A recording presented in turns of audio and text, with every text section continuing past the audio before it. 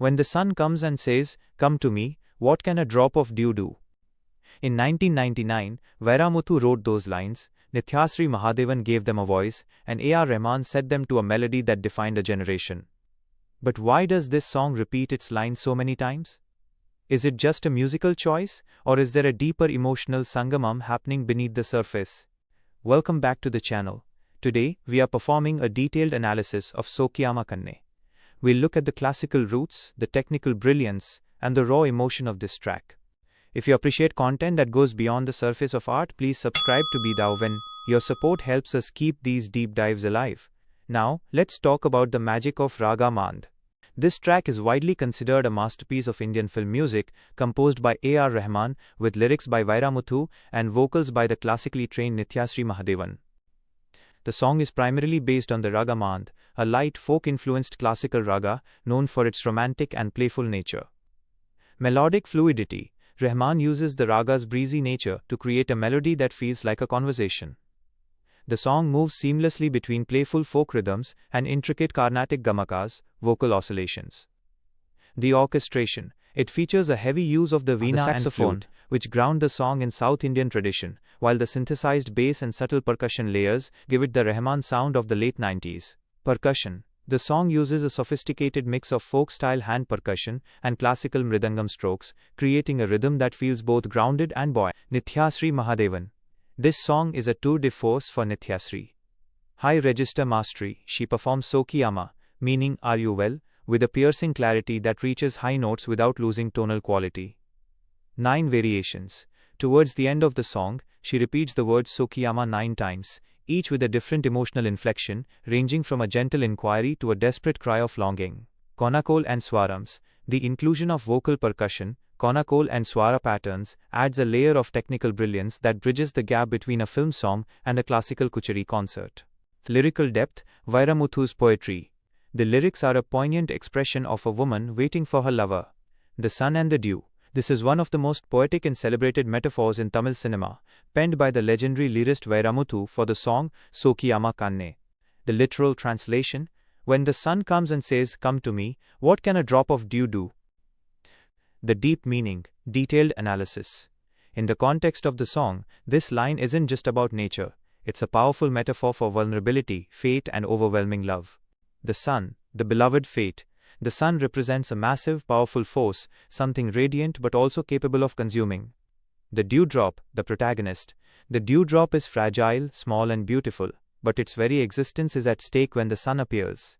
The vanishing act. When the sun touches a dewdrop, the dew doesn't just go to the sun, it evaporates and disappears. The symbolic interpretation. The lyricist is asking, how can a fragile soul resist a force as powerful as love?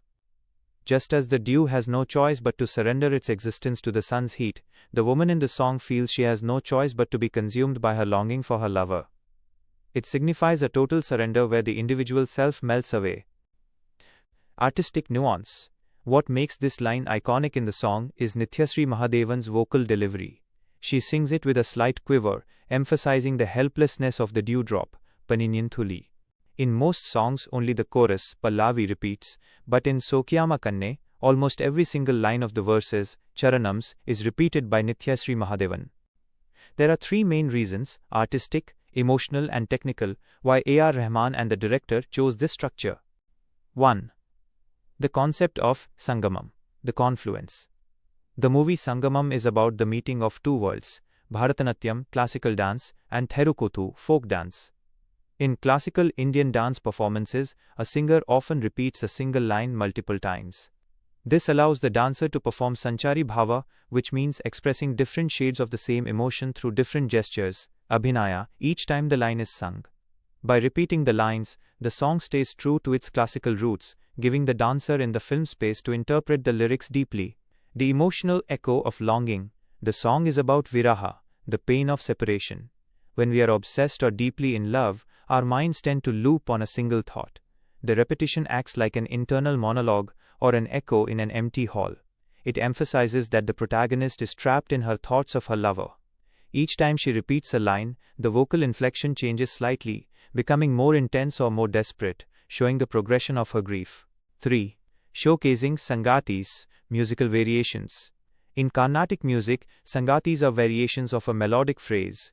A.R. Rahman uses the repetitions to let Nithyasri Mahadevan show off her technical brilliance. The first time a line is sung, it is usually plain, to establish the meaning. The second time, it is decorated with gamakas, oscillations, and complex runs. This satisfies both the casual listener and the classical music. The Soukiyama finale, the most famous example of this repetition, is at the very end, where she repeats the word Soukiyama, are you well, 9 times. It starts as a question. It turns into a plea. It ends as a heartbreaking realization. If she had said it only once, it wouldn't have the same soul-crushing effect. The repetition is what makes the song haunt the listener long after it ends. If you enjoyed this deep dive into the technical and emotional layers of A.R. Rahman's masterpieces, make sure to hit that like button and join our community of music lovers. Subscribe to Be Thou When for more insights into the songs that define our lives. Until next time, keep listening to the stories behind the notes.